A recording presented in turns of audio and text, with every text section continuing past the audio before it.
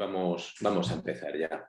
Bueno, pues muy buenas tardes a todos. Daros las gracias por estar aquí esta tarde, en una tarde prefiesta, ¿no? Mañana es fiesta, el Día de la Hispanidad, y agradeceros que estéis aquí a las 6 de la tarde para hablar de un tema que es enormemente importante y que además quizá la formación en este campo es más complicada de conseguir, que es toda la parte de situaciones legales o ético-legales que pueden ocurrir, que ocurren a diario en las consultas de asesoramiento genético y para las cuales a veces nos sentimos un poquito indefensos o más noveles a la hora de resolverlas. Para hablar de este tema, en esta ocasión, este webinar, el formato que hemos ideado, porque nos parecía más docente, es una conferencia magistral de unos 30 minutos y, por supuesto, luego, como siempre, tendremos nuestro rato de preguntas en la cual os animo a participar y podéis mandárnoslas a través del apartado de preguntas y respuestas que tenéis en la barra inferior de la pantalla. Para hablar de este tema hemos seleccionado a la que por lo menos para mí es la persona o una de las personas más capacitadas en nuestro país para hablar sobre estos aspectos, no solo porque en su bagaje profesional, y voy a hacer una mini reseña, ella es profesora de Derecho Penal en la Universidad del País Vasco y es investigadora principal del Grupo de Investigación del Sistema Universitario Vasco en Ciencias Sociales y Jurídicas aplicadas a las nuevas tecnociencias. Ella es Pilar Nicolás y bueno, quizá esto que es muy impresionante en cuanto a su puesto y en muchísimas otras cosas que ocupa y responsabilidades. Realmente el estar aquí es porque es una persona que desde el inicio del desarrollo del cáncer hereditario, vamos a decir a nivel de Sociedad Española de Oncología, de la sección de cáncer hereditario, ha colaborado continuamente tanto en cursos, conferencias, en los libros, apoyándonos, informándonos y formándonos a los oncólogos y a todos los miembros de la sección en este campo enormemente complejo y que ahora pues, bueno, es un poquito más sencillo quizá poderse formar, pero que en los primeros tiempos, estamos hablando de 2000 y poco, era un área enormemente compleja. Como digo, tenemos la grandísima suerte de tener a Pilar con nosotros, no solo porque es muy experta en este tema, sino porque además lo hace muy práctico y muy claro. Y bueno, pues como digo, muchísimas gracias, Pilar, por haber aceptado el de estar hoy aquí en este formato que lo que persigue es que sea algo muy dinámico y sea muy práctico. Y bueno, pues yo ya te doy paso y esperando todos oírte y seguro que va a ser súper interesante. Gracias por estar hoy aquí. Pues muchas gracias, Pedro, por la presentación y por la invitación, y también a las instituciones que organizan esta conferencia. Yo además quiero darte las gracias también porque hemos colaborado mucho en la vida de la sociedad española y de muchos encuentros que habéis tenido, y yo he ido aprendiendo mucho porque a partir de las preguntas que se hacen se plantean retos, hace falta pensar y bueno, buscar interpretaciones de la legislación que tengan sentido. O sea, la interpretación no es 2 y 2 son 4, las leyes no son siempre así y ahora lo veremos, ¿no? O sea que hay muchas discusiones abiertas. La legislación fundamental a la que me voy a referir es del año 2007. Entonces, pues también a lo mejor hay que reflexionar sobre si hay que actualizarla o si es suficiente. Hay otros países que en temas de legislación biomédica tienen como regla una revisión cada X tiempo. Por ejemplo, en Francia se revisa cada 5 años la legislación sobre cuestiones en biomedicina. Yo voy a afrontar 4 cuestiones y os voy a explicar en cada una de ellas dónde podemos encontrar respuestas legales. Que sean suficientes o no, pues lo discutiremos luego. Voy a referirme cómo se regula cuando en un diagnóstico genético se encuentra información que no es la que se busca. A lo mejor a veces se sabe que se va a encontrar, otras veces no. ¿Y cómo se gestiona esta información? Bueno, y también la información que se busca y que se sabe que se va a encontrar. O sea, cómo se gestiona toda esta información en relación con los familiares. La información genética tiene esta peculiaridad respecto a otro tipo de información, ¿no? Que hay intereses de otras personas presentes de una forma muy evidente. Otra cuestión que se suele plantear es cómo gestionar el tema de acceso a datos de fallecidos o incluso a muestras que se encuentran almacenadas y se quieren analizar en el contexto de un consejo genético familiar, ¿no? Donde esto puede ser de ayuda. ¿Qué ocurre con los menores? Voy a hablar en concreto de un caso de 16 años, pero podemos hablar luego de otros supuestos, de personas todavía con menor edad. Y si me da tiempo, ¿qué hacemos con los datos? La finalidad de la obtención de estos datos es una finalidad clínica, de diagnóstico. La podemos utilizar con fines de investigación. Y luego aquí hay una cosa muy compleja también en la genética, que es que a veces las fronteras entre investigación y diagnóstico pues no son muy nítidas. Y la normativa sobre protección de datos no está preparada para estas incertidumbres. Entonces, esto puede plantear alguna pequeña disfunción. Todo se puede encauzar, pero a lo mejor la legislación es mejorable. Vamos con la primera cuestión. Hallazgos incidentales y gestión de información en relación con los familiares. Es un tema que preocupa mucho, no solo en España, por supuesto. Os he traído como ejemplo esta publicación del año 2018, donde se plantea que no es satisfactorio, no es satisfactoria la regulación del secreto profesional en el contexto de la gestión de la información genética. Proponen reformularlo y protegiendo la identidad del paciente, pues poder que los profesionales compartir esa información con otros pacientes suyos que la pueden también compartir, ¿eh? O sea, que son familiares de esa otra persona que a lo mejor pues, o no quiere compartirla, ¿no? ¿Cómo gestionar eso? Eso es difícil, lo vamos a ver, y es una cuestión que, como digo, es candente y se está planteando y se está diciendo que la regulación clásica no es satisfactoria. Incluso tenemos algunas sentencias que lo han abordado, algunas sentencias en los tribunales, no en España, sí en otros países, donde se abordó la cuestión de unos médicos que conocían la enfermedad de una persona y no informaron a su hija, que era a su vez paciente en ese hospital. La hija le reclamó una indemnización por un daño que le había producido ese desconocimiento, porque le había impedido hacerse análisis genéticos. Esa persona estaba embarazada, ¿no? Y se había enterado de esa cuestión por otras vías cuando estaba embarazada y bueno, pues quería haberse hecho esos análisis con carácter previo y a ver si podía detectar en su descendencia y tomar otro tipo de decisiones, detectar estas mutaciones. Se apreció que los médicos que no informaron habían actuado adecuadamente porque habían informado al paciente y con eso habían cumplido con su deber. Habían informado al paciente sobre la trascendencia de esa información para sus familiares y se entendía que era una prerrogativa del paciente tomar esta decisión. Luego los jueces entendieron que estos médicos habían cumplido con su obligación. Vamos a la legislación española, vamos a ver cómo se solucionarían estas cosas y si os parece suficiente y satisfactorio cómo está resuelto. Tenemos que partir de que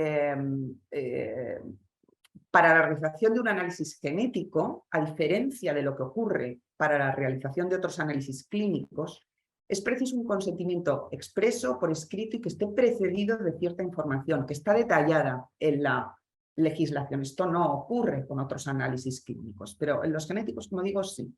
Y entre esa información que se tiene que facilitar al paciente, hay que advertir sobre la posibilidad de descubrimientos inesperados, sobre su posible trascendencia para el sujeto, sobre la facultad de ese paciente de tomar una posición en relación con recibir o no esa información. O sea, el paciente puede decidir sobre quiero que me informen de eso que van a encontrar o no, ¿eh?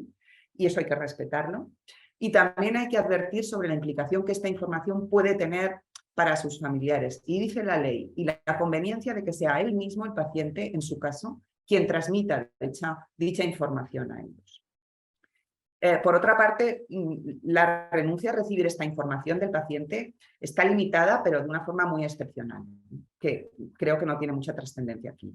Es cuando sea imprescindible para que el paciente pueda seguir el tratamiento que ya ha aceptado. De manera que no es algo que aquí pensemos que puede ser muy limitativo de ese derecho.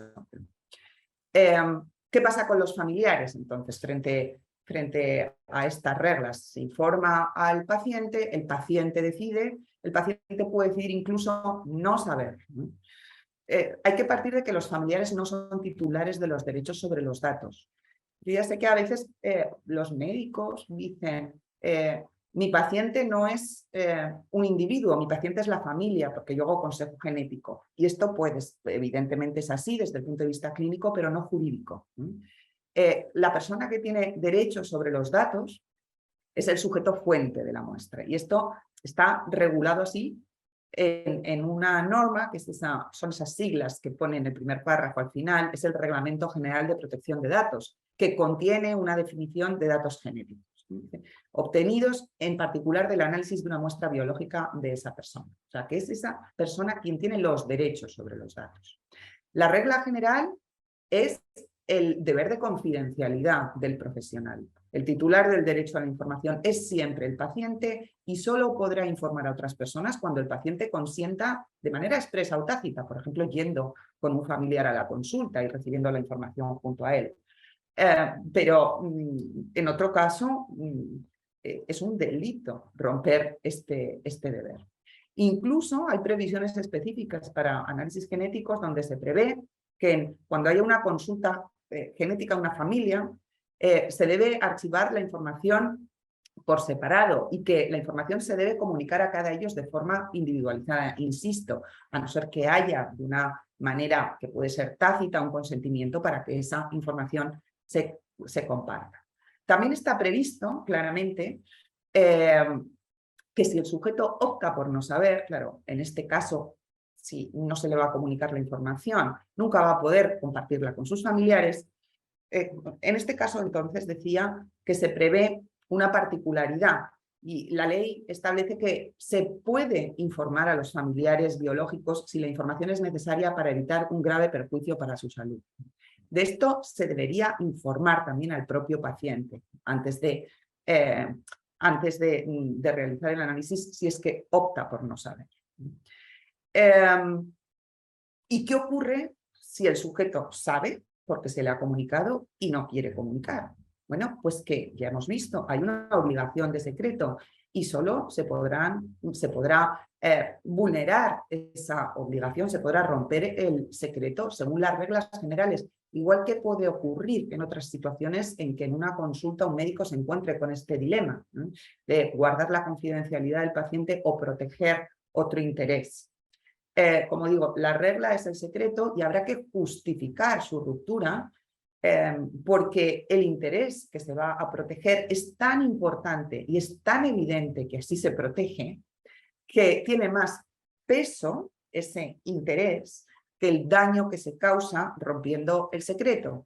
Y el daño que se causa rompiendo un secreto médico va más allá del daño que se causa a la intimidad del paciente, porque provoca incluso una desconfianza general en relación con lo que entendemos por la relación médico-paciente. Con lo cual, estamos hablando de situaciones bastante extremas y excepcionales y que tienen que estar muy justificadas.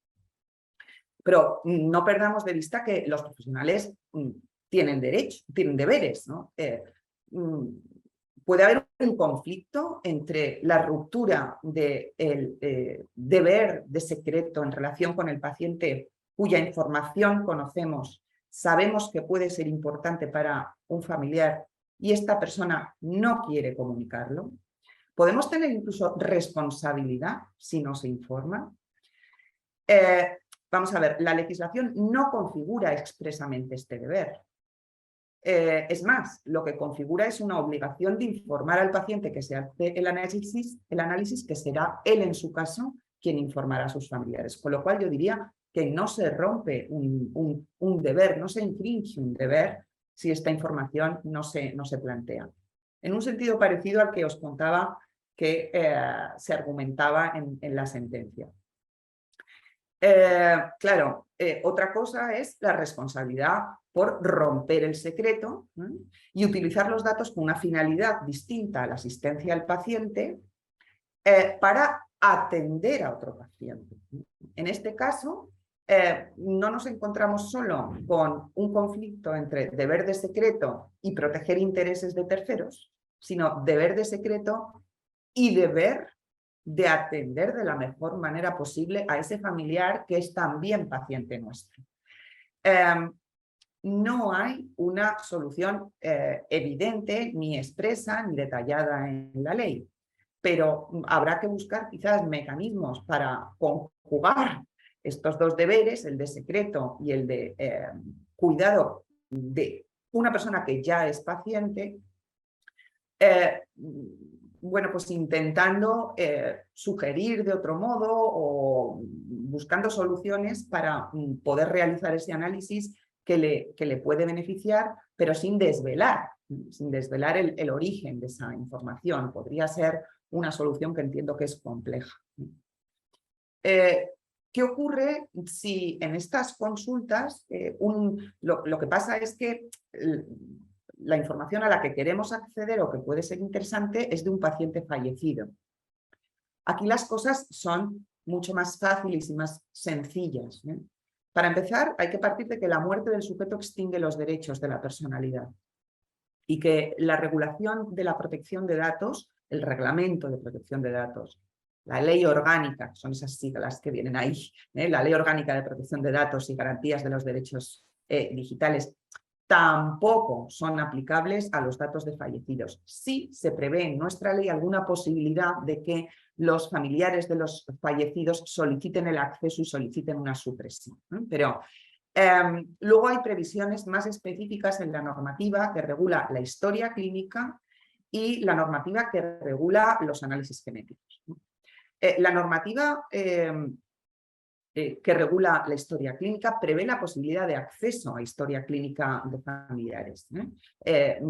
Luego, esto está permitido y admitido. Se puede acceder a la historia de familiares por parte de familiares y también se podría acceder incluso por parte del médico siempre que se proteja la confidencialidad del sujeto fallecido. ¿Y por qué digo esto?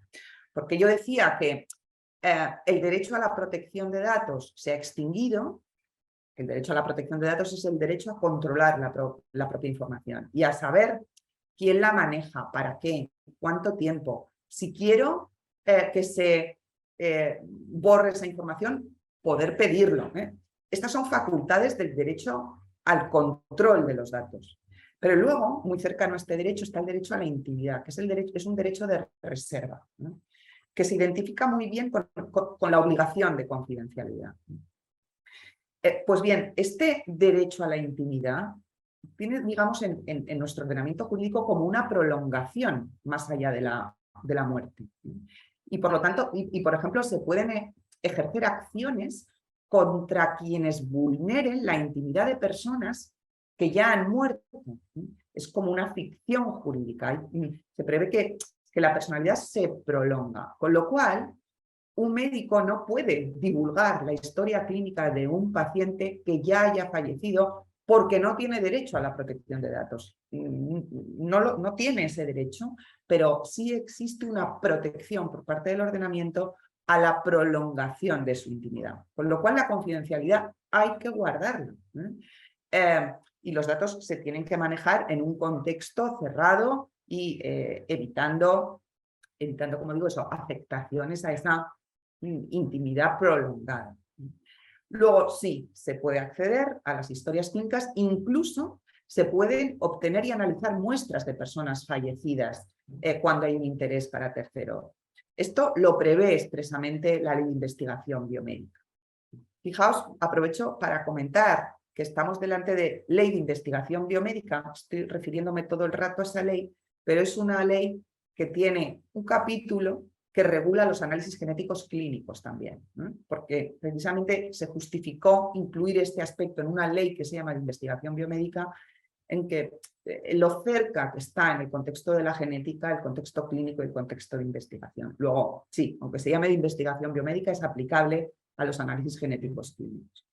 Y luego, también es importante recordar que se prevé que la conservación de los datos de un paciente se puede extender por el plazo necesario para preservar la salud de terceros. Luego, está reconociendo el interés de los familiares del fallecido en acceder a los datos y en que se conserve por si es interesante acceder a ellos en el futuro. El siguiente punto va a ser la cuestión de los menores. Podemos entrar luego en el tema de la indicación del análisis genético a los menores. Yo me voy a centrar en el consentimiento de los menores a la hora de practicar un análisis genético. Dice la Ley de Investigación Biomédica que cuando se lleven a cabo análisis en personas discapacitadas, lo he puesto entre comillas porque ahora por reformas que se han dado en otras leyes, este término ya no es correcto, se debería utilizar personas con discapacidad, pero no importa, sí, sigue estando ahí, pero simplemente lo he entrecomillado. Bueno, pues en caso de personas, dice, incapacitadas o menores, se informará a sus tutores o a sus representantes legales de los resultados del análisis. Luego, cuando el análisis es en un menor, hay que informar a los familiares, a los representantes legales. Se prevé, por lo tanto, que se comparta la información, pero esto no significa que no sea el menor quien tenga que prestar su consentimiento. ¿Por qué? Porque aquí, si lo comprobáis, no hay una regla que varíe el criterio general de la regulación de la autonomía del paciente. Eso no se modifica, ¿eh? Lo que se hace hincapié en que la información se comparta, pero no en el consentimiento. Luego tendremos que ir a las reglas generales del consentimiento en contextos clínicos.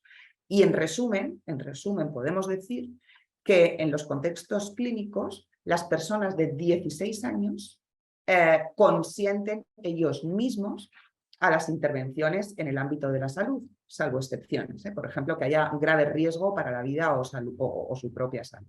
Pero en principio digamos que hay una presunción de madurez y consienten ellos mismos. Luego sí, el consentimiento lo tiene que prestar esa persona, si tiene esta edad o madurez suficiente.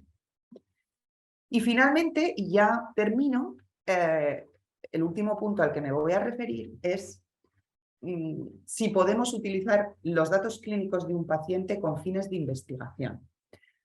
Para que no os asustéis, os aviso, voy a poner ahora un cuadro que es un poco complicado. No intentéis leerlo todo, no intentéis comprenderlo todo, porque yo os voy a guiar a lo largo de las columnas del cuadro para llevaros a donde quiero llegar.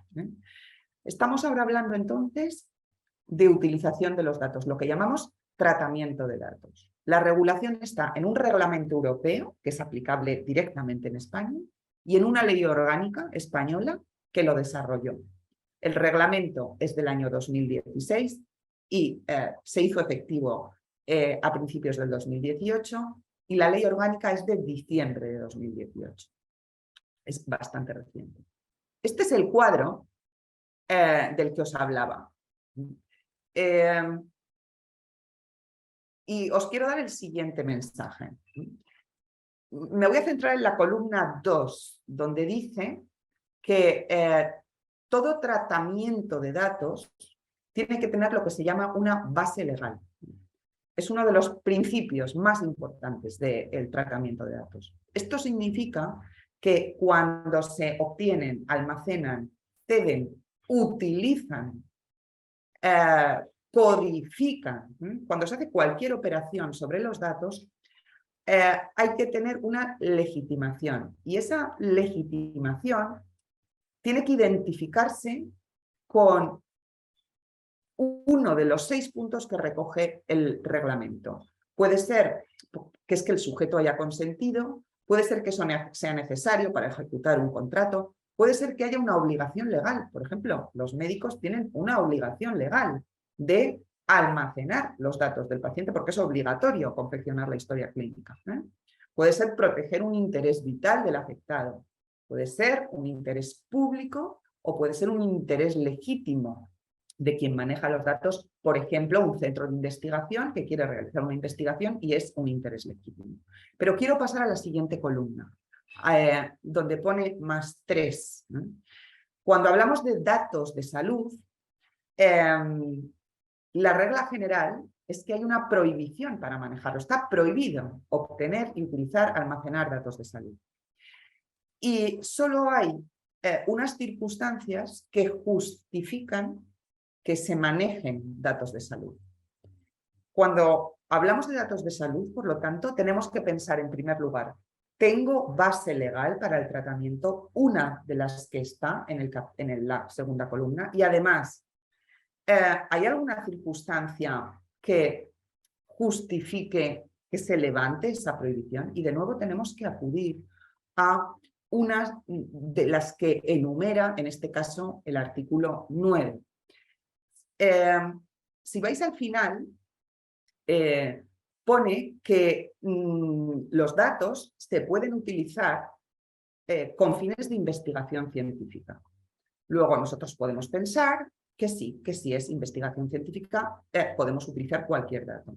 Pero veis que hay unos puntos que están marcados en rojo, la letra B, la G, la H, la I y la J. Las marcadas en rojo significan que para que yo me pueda acoger a esa circunstancia, necesito que esto se haya desarrollado en una ley de mi Estado o de la Unión Europea. Pero de la Unión Europea no hay, pero en algunos estados sí. En España esto se ha desarrollado en la Ley Orgánica del año 2018. Y esto está en las columnas cuarta y quinta. La cuarta está simplemente mencionada y en la quinta están descritos los requisitos en los que no podemos entrar ahora, luego los podemos desarrollar.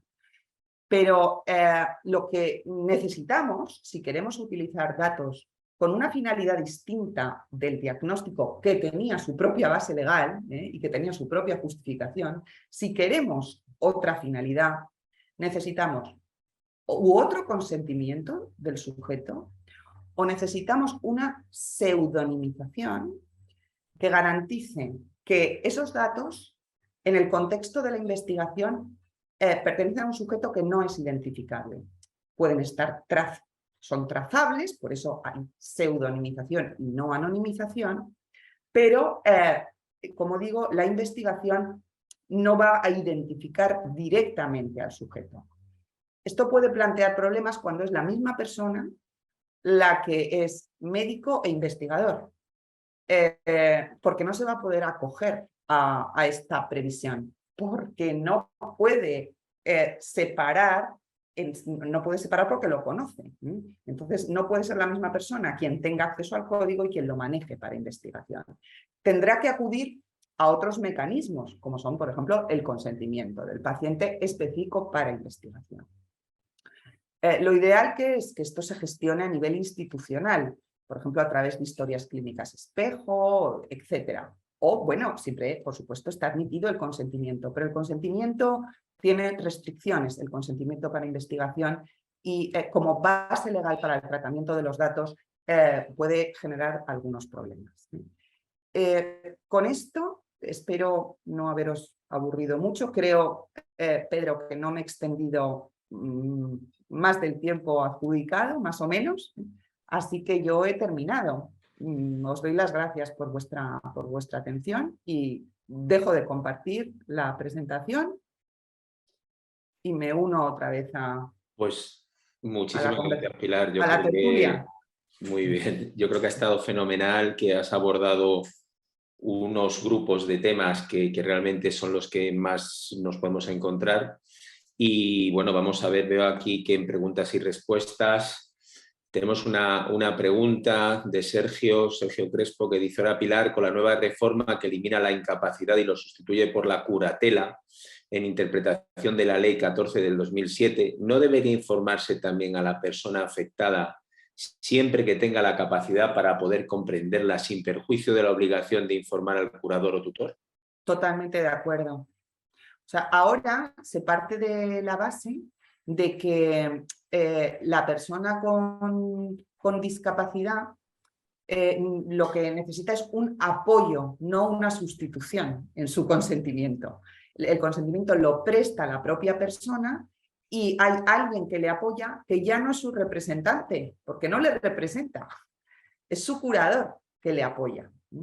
Salvo casos muy extremos donde esa discapacidad sea inhabilitante totalmente, como digo, en estos casos el curador puede tener funciones representativas. Lo tiene que decir un juez y tiene que decir para qué.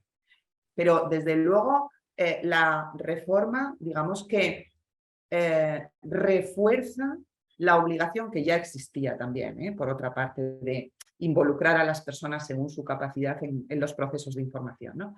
Pero ahora digamos que eso se refuerza y claro, se cambia el paradigma. Es esa propia persona la que consiente con apoyo del curador. Así que sí, estoy de acuerdo con la pregunta, con el comentario. Se refuerza y se cambia el paradigma. Sí. Tenemos un par de preguntas más por ahora. Otra dice, buenas tardes, muy detallada su presentación, gracias Pilar. Mi consulta es sobre deber de secreto y deber de atender a la familia, lo pone entrecomilladas las dos frases. Si hubiera el caso de un paciente menor de edad que ahora no quiere compartir su informe con los padres, ¿qué remedio pueden tener los padres? Muchas gracias por la atención. Bobby. Es que la legislación dice que cuando se trata de pacientes menores de edad, los datos genéticos se comparten con los padres. Entonces, en el caso de la minoría de edad, sí, hay que informar a los padres, aunque la persona tenga 16 años o 17. Sí. Otra cosa es que antes de hacerse el análisis, esa persona diga, yo no quiero hacerme este análisis. Eso hay que respetarlo. Eso hay que respetarlo. Si esa persona tiene 16 o incluso si tiene 15 y es madura, o sea, de hecho, la indicación de los análisis genéticos en menores es otro tema, que bueno, que si os interesa podemos abordarlo, ¿no? Pero es más delicado. Pero en cualquier caso, como digo, la voluntad de un menor maduro hay que respetarla. Si decide hacerse el análisis, hay que explicarle qué va a pasar con esa información. Y hay que decirle que eso se va a compartir, por lo menos con sus padres. En relación con esto, te quería yo hacer un comentario que este es mío, que claro, cuando uno lee la ley habla también del menor no capacitado emocionalmente. Es decir, ¿cómo podemos valorar? Porque claro, en ese aspecto me parece muy delicado valorar si emocionalmente o no, salvo situaciones muy extremas, lógicamente, de ansiedad enorme o tal, ¿hasta qué punto puedes justificar que no se tome una decisión porque el menor no está capacitado emocionalmente? Pedro, yo no tengo una respuesta para eso. Es verdad que es el médico el responsable de valorarlo. Este tipo de capacidad basada en la madurez y en la madurez emocional, etc. A ver, digamos que la regla es favorecer la autonomía del menor. O sea que lo que hay que justificar es que parece evidente que no puede tomar esa decisión. Si no puede tomar esa decisión, la tomarán sus representantes legales por él. Si no la tomarán por él sus representantes legales. Si no hay acuerdo entre el menor y los representantes legales, pues al final, siempre en interés del menor, es que habrá que acudir a un juez. Ya, pero el juez al final te lo traslada a ti, ¿no? Que tú eres el médico y que tú eres el que mejor conoce qué beneficio y qué perjuicios puede tener, ¿no? Eso es un tema complicado, claro, sí, eso ya complicado. es una cuestión a la que la ley no desciende, efectivamente. Entiendo que esto también tiene su importancia, Pilar, desde el punto de vista de la historia clínica, ¿no? Es decir, que tú puedas dejar reflejado por qué consideras no capacitado a un menor en una situación emocional por si un día surgiese una situación legalmente compleja, que quede recogido que tú ya valoraste en ese momento que la situación, justificándola o describiéndola o lo que haga falta, porque consideras que ese menor no estaba capacitado emocionalmente, ¿no? Eso es muy buena solución, desde luego. Claro. Hay otra cuestión, hay varias cuestiones, la verdad es que está suscitando mucho. Ahora es Ana Beatriz Sánchez. Dice, en ensayos clínicos, si un CEIC de un centro la prueba, se da por autorizado a nivel nacional. ¿En los estudios de investigación en cáncer hereditario aplicaría la misma norma? Bueno, qué pregunta me acaba de hacer. Esta audiencia sabe mucho. Sí, vamos a ver, sí a lo primero, a lo de el dictamen único en ensayos clínicos multicéntricos. No hay previsión de dictamen único cuando la investigación no es un ensayo clínico. La ley de investigación biomédica que dice que hace falta el dictamen del CEI del centro donde se desarrolle la investigación. Pero por otra parte tiene otra previsión en otro artículo donde dice que en el caso de que la investigación se dé en varios centros, hay que favorecer el dictamen único. Esto lo dice para las investigaciones invasivas. Respuesta. Esto no está resuelto y hay una propuesta en la mesa sobre regulación de los comités de ética de investigación que va a abordar este punto para solucionarlo y aclararlo. También te digo que en el contexto de la Asociación Nacional de Comités de Ética de la Investigación, ANCEI, hay un grupo de trabajo actualmente enfocado a cómo facilitar una unidad de criterio.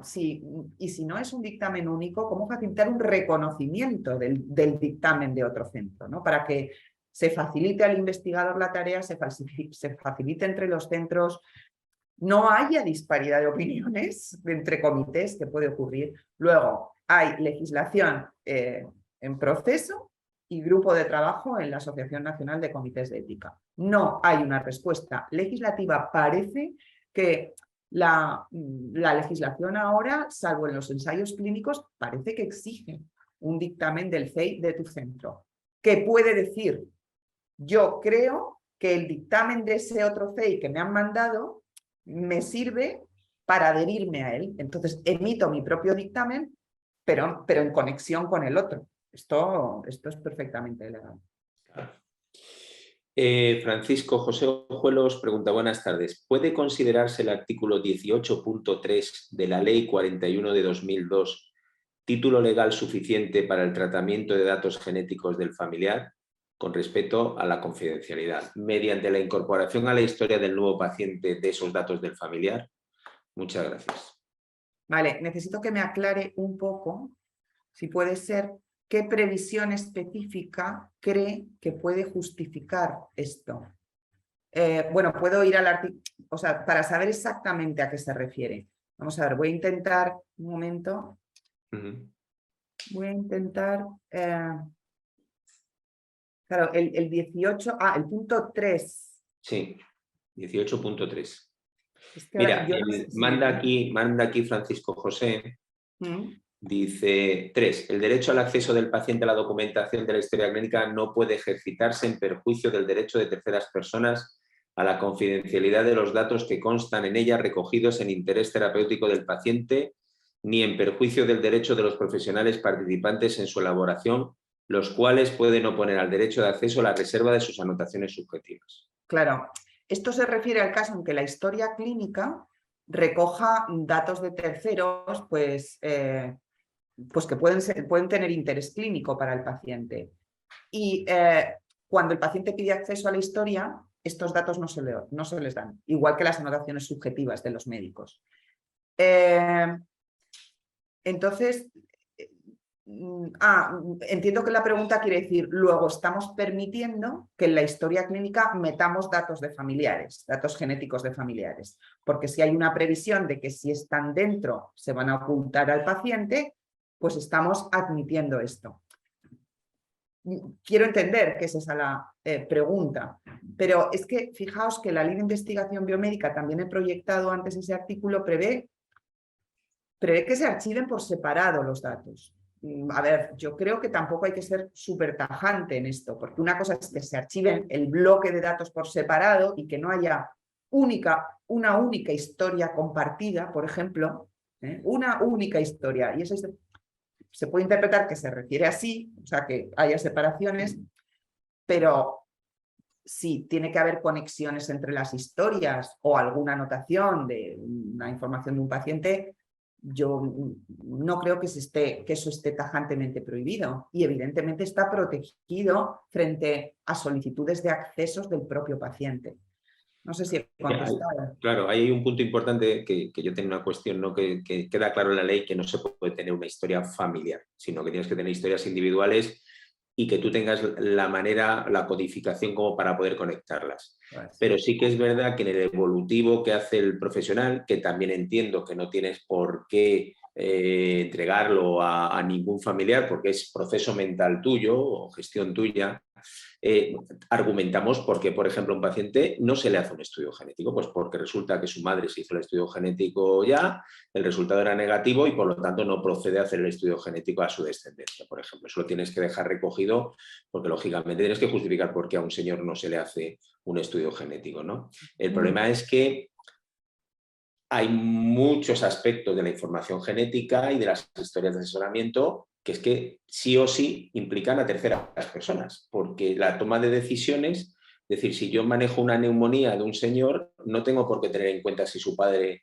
fuma o bebe o ha tenido el sarampión, pero si yo decido hacer un estudio genético a alguien, casi siempre es porque hay otra serie de connotaciones familiares que me hacen pensar que se lo tienen que hacer. Por lo tanto, es imposible el poder desligarlo. Otra cosa es que lo hagamos de una manera lo suficientemente exquisita como para no implicar, por ejemplo, que en el árbol genealógico no aparezcan ni nombres ni datos que permitan asociar, ¿no? Que sea el individuo de la generación 3.1, el individuo tal, que tampoco, también es una falacia, porque finalmente, salvo que tengas una familia brutalmente grande, si tú ves el árbol genealógico sabes quién es tu tío y quién es tu tía y no hace falta poner el nombre, ¿no?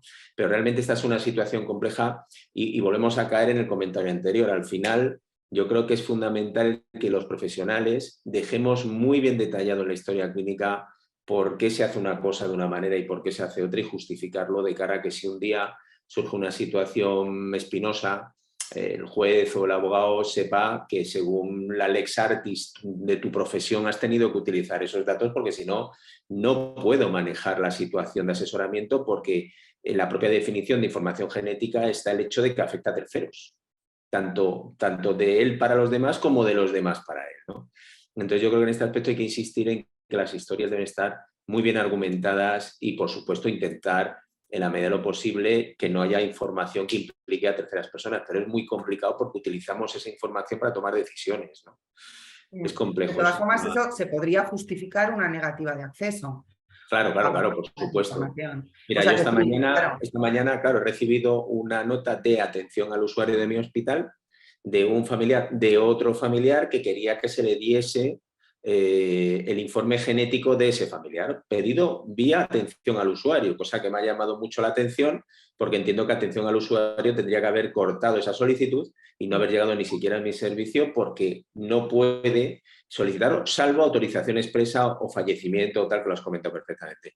En el reporte que manda atención al usuario no hace referencia a que esté autorizado o que haya alguna situación que legalmente nos obligue, entre comillas, a dar una información de otra persona, ¿no?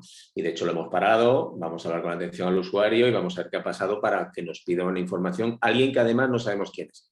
Es decir, no De hecho, claro, identificamos me choca un como... poco que pidas la información de un familiar vía hospital y no vía Claro, familiar, no vía tu claro. familiar, no sé, o sea, ya de entrada es, pero Eso bueno, ya te llama la atención, ya, no efectivamente, sé, ¿no? Pero bueno, a veces también es porque ha fallecido, no nos hemos enterado y tal, ¿no? vale. Pero bueno, cuanto menos, y yo creo que esto es importante para aquellos más junior, que esto de dar información alegremente es algo que tenemos que tener mucho cuidado y hablábamos Pilar y yo antes de empezar la sesión de que aquí no hay urgencias, que realmente tenemos no todo el tiempo del mundo, pero tenemos tiempo para hacer la consulta a nuestro gabinete jurídico, al comité de ética, para ver hasta qué punto podemos o no dar una información. Creo que esto es muy importante tomarlo con tranquilidad porque las implicaciones pueden ser muy, muy importantes, ¿no? Vamos a seguir para no comer el tiempo porque hay más preguntas y no me gustaría que se quedase ninguna sin contestar, sobre todo con el interés que los asistentes están demostrando. Sergio dice, me parece curioso, he creído entender que si una persona prohíbe expresamente el análisis de sus muestras, no se puede hacer pese a que esto suponga un problema de salud pública. ¿Esto no choca con la Ley Orgánica de Medidas Especiales en materia de salud pública? A ver, la ley se puede aplicar siempre. Entonces, estas normas generales Luego tienen excepciones en normas más específicas. Y si la norma general es que tú te puedes negar a una... Por supuesto es que tú te puedes negar a cualquier actuación en el ámbito sanitario, a cualquiera. Eso no quiere decir que si hay determinadas situaciones de emergencia sanitaria se justifique, pues es que se justifica hasta un internamiento forzoso. O sea, hasta que no te dejen salir del hospital, por ejemplo. O sea, que sí, que se pueden justificar, pero ya son situaciones excepcionales y fundamentadas en una ley orgánica específica. Pero la regla es que te puedes negar a o sea, vamos, no es que te puedas negar, es que no puede haber ninguna actuación en el ámbito de la salud sin tu consentimiento, incluido, por supuesto, el análisis de una muestra. Ana Peña pregunta, dice, buenas tardes, es una pregunta sobre menores. Dice, si en un estudio a un menor se detecta un hallazgo no directamente relacionado con el objeto de análisis, cuya enfermedad es de desarrollo en el adulto y los padres han expresado su deseo de no ser informados de ese tipo de hallazgos, ¿se debe registrar en su historia clínica por si en un futuro fuese de utilidad? O si sus padres expresan que no quieren tampoco que aparezca en su historia clínica, ¿es legal no mencionarlo en la historia? Pedro, a lo mejor esto lo puedes contestar mejor tú. Yo creo que hay que tiene que constar en la historia. Yo creo que volvemos al mismo punto, es decir, al final tú tienes una responsabilidad hacia el paciente y si sabes que ha aparecido algo que puede ser importante para el paciente, debe quedar recogido. Otra cosa es que no informemos a los padres. Si ellos no quieren, lógicamente no les vas a llamar o les vas a mandar una carta con el informe, pero yo creo que debe quedar recogido, por supuesto, con una anotación clarísima de cuál es la situación, de que los padres no quieren que se informe, pero que entiendes que la información puede ser muy importante. Ahora con 12 años no, pero sabemos que cuando tenga 20 pues puede desarrollar un infarto de miocardio, por ejemplo, ¿no? Que no lo andábamos buscando y que esto ahora con los grandes estudios genéticos pues nos encontramos hallazgos que no esperamos y que bueno, sabéis que pueden tener una repercusión. Esto, por ejemplo, es un debate muy habitual con el tema de informar o no de las variantes de significado incierto, ¿no? ¿Debemos informar o poner en los informes todas las variantes de significado incierto si realmente en ese momento no van a modificar el manejo? Yo personalmente creo que tienen que estar informados. Te requiere más trabajo en la consulta porque explicar una variante de significado incierto exige mucho tiempo de consulta, pero lo que es una variante de significado incierto hoy, a lo mejor dentro de 2 años es una mutación patogénica y a lo mejor esa persona no está en tu hospital y a lo mejor esa persona sí puede modificar su manejo preventivo, ¿no? Porque ahora se ha convertido en patogénico y hay que tomar medidas preventivas para ella y para sus familiares, descendientes, etc. Entonces nosotros desde luego sí dejamos escrito en el informe que se le entrega al paciente las variantes de significado incierto, que bueno, al final pueden ser un 15% de los hallazgos, ¿no? En relación con este tema, Sergio comenta, dice, yo creo que tiene que constar en la historia, en relación con la pregunta esta que ha hecho Ana, y de hecho hay jurisprudencia de condenas por parejas que ocultan enfermedades infecciosas a sus parejas, incurriendo en delitos de lesiones o una negligencia si un paciente se le oculta una enfermedad que padece. Hace este comentario Sergio, no sé si quieres comentar algo sobre eso tú, Pilar. No, no quiero añadir nada más. Vale. Creo que lo que hace es insistir, ¿no? en la respuesta que hemos dado. Gracias, Sergio. Yo creo que aquí es clave diferenciar entre lo que nosotros como médicos debemos recoger en bien de nuestros pacientes, protegiéndoles en la medida de lo posible y dañando lo menos posible, y otra cosa es cuánta información de esa tenemos que transmitir al paciente o a los demás. Yo creo que son campos diferentes. Tú debes recoger todo lo que consideras desde el punto de vista de tu expertise y profesionalmente en la historia clínica, y otra cosa es qué información de esa tienes que dar, que para eso está la ley, que es la que dice lo que hay que dar o lo que no hay que dar, y a quién hay que darlo y quién no, ¿no? Pero creo que hay que dejar recogido, y vuelvo a decir, explicar muy claramente por qué has tomado la decisión de dar o no dar. Yo creo que esa es la clave, ¿no? Que cuando lo haces con una intención de beneficencia y de no generar un daño, normalmente, aunque surja una situación que pueda ser compleja legalmente, pues yo creo que es difícil que te imputen o te sancionen por algo que se ve que no has tenido ninguna sentencia, ¿no? Oye, te quería hacer una pregunta, Pilar, porque claro, nosotros, por ejemplo, haces un proyecto de investigación donde hacemos un panel genómico a pacientes que no tienen mutaciones, por ejemplo, en genes conocidos, e investigamos genes pues, que creemos que a lo mejor podrían jugar un papel en el desarrollo de ese cuadro, ¿no? Y en ese momento el paciente participa en un ensayo clínico, obtiene unos resultados, pero lógicamente no se le informa de esos resultados, es un proyecto de investigación, no sabemos esa positividad que ha dado el paciente ahora mismo clínicamente sí tiene una importancia, pero a lo mejor dentro de 4 años o 5 años se ve que esa alteración que descubrimos en un proyecto de investigación hace 4 o 5 años resulta que ahora sí tiene implicaciones clínicas. En ese caso, estamos amparados para poder llamar al paciente, que es un paciente nuestro, por lo tanto tenemos una relación con él, para decir, oiga, mire, usted se acuerda que participó en un proyecto de investigación hace 4 años de búsqueda de nuevos genes en su proceso de cáncer de colon hereditario y acabamos de identificar que uno de los hallazgos que usted tenía, pues bueno, hoy en día se considera un gen que hay que estudiar de manera asistencial. Entiendo que eso se puede hacer sin ningún problema, aunque esté dentro del entorno inicialmente de investigación, ¿no? Siempre que el paciente o el sujeto de la investigación en este caso hubiera dicho que quería saber. Porque esta pregunta hay que hacerla también cuando se trata de un proyecto de investigación. Y fíjate, es que aunque estamos hablando de investigación, donde la finalidad no es beneficiar al paciente, sino la finalidad es obtener un resultado, un avance científico, ¿no? O aumentar el conocimiento científico. La legislación, digamos que incorpora una obligación que puede entenderse más clínica al contexto de la investigación, porque establece una cosa muy debatida internacionalmente, pero aquí lo tenemos resuelto. Y establece nuestra legislación la obligación de retorno de resultados de la investigación cuando tengan, ¿cómo se dice?, validez clínica, o sea, estén validados clínicamente o sean accionables o algo, ¿no? Es una obligación de retorno, siempre que el paciente haya dicho que sí quiere saber, porque a lo mejor un paciente dice, mira, yo voy a participar en la investigación, pero de verdad, no me estéis contando aquí cosas que me pueden pasar o qué tal, porque si no, no participo. Entonces no quiero saber nada. Pero si ha optado por saber, por supuesto, es que es una obligación. Estamos ahí un poco ajustadito de tiempo, pero tengo 2 cuestiones que son además muy rápidas para ti. Por un lado, el derecho a la información de un fallecido, la ley habla de familiares. Yo, por lo que recuerdo, tenía la idea de que eran familiares biológicos, porque al final, ¿se entiende por familiar al cónyuge, por ejemplo? Sí, porque es que además esta información, la estoy buscando exactamente, la diapositiva, pero esta información puede ser importante no solo para la salud, sino para otros intereses. Claro, por eso digo que a claro, veces pues, hay por ejemplo, para yo que sé, un seguro o un... Efectivamente. Entonces sí, o sea, los centros sanitarios facilitan el acceso a las personas vinculadas por razones familiares o de hecho. Por eso, o sea, que queda claro que al cónyuge y, por ejemplo, una persona que se nos presenta como pareja, pero que no tiene una ligazón contractual de matrimonio ni de pareja formal, también podríamos, o sea, ¿cómo justificamos poderle dar una información de ese tipo? Claro, es que la ley dice que esté vinculada por razones familiares o de hecho, y cuando dice de hecho se refiere a parejas de hecho. Vale, pues habrá que justificarlo de alguna forma. Tendrá que justificarlo de alguna manera. De alguna manera, como quiera.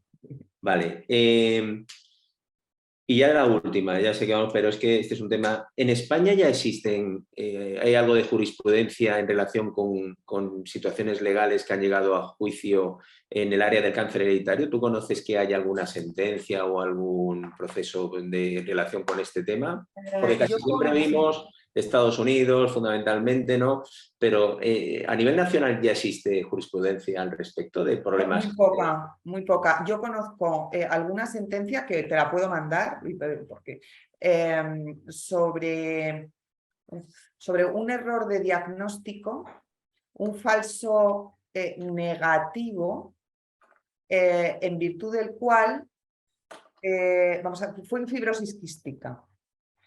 Y fue que dio la mala suerte de que tanto era un matrimonio y los dos eran portadores de fibrosis quística. Y él dio negativo, o sea, era un falso negativo. Sí. Y tuvieron un hijo con fibrosis quística. Y se condenó por daño moral. No por el nacimiento del hijo, eso los tribunales nunca lo consideran un daño, el nacimiento de una persona, sino por la privación de la oportunidad de tomar decisiones en el contexto reproductivo. Eso sí se considera un daño. Ese es un caso así que conozco de temas de diagnóstico genético.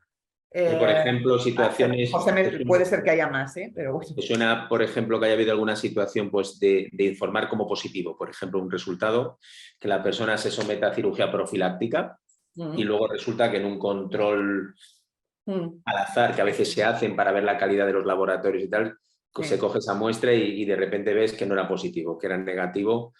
¿Conoces que hay algún caso en nuestro entorno que te suena algo de eso? O sea, yo no conozco sentencias, o sea, los casos muchas veces no llegan a los tribunales. Claro.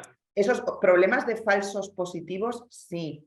Y en esas cuestiones, o sea, lo que evidentemente a lo mejor hay una responsabilidad del centro, si, bueno, porque se ha causado un daño. Eso no quiere decir que haya una responsabilidad de los profesionales si han seguido los protocolos de calidad. O sea, eso no, lo que pasa es que si ha habido un daño al paciente que el paciente no tiene por qué soportar, bueno, pues tiene que ser indemnizado.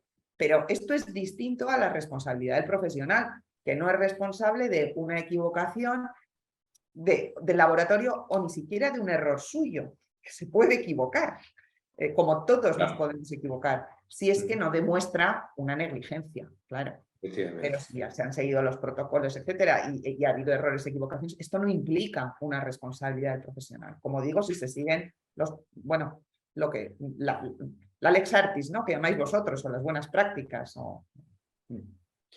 Pero Bueno, sí pues que debería haber una indemnización, claro. Claro, eso lógico y normal, ¿no? Es decir, hay una serie de daños.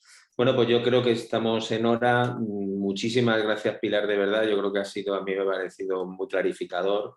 Gracias a todos los que habéis intervenido. Yo creo, como ha dicho Pilar, que desde luego algunos tenéis un nivel muy alto, y eso está bien, está fenomenal, porque habla del nivel del asesoramiento en nuestro país. O sea, que eso es fantástico. Muchísimas gracias a Health in Code por apoyar en la realización de este tipo de jornadas, y obviamente a la Fundación ECO por toda la organización. De verdad que muchas gracias, y bueno, pues que paséis una buena tarde ya lo que queda. Muchas gracias, Pilar.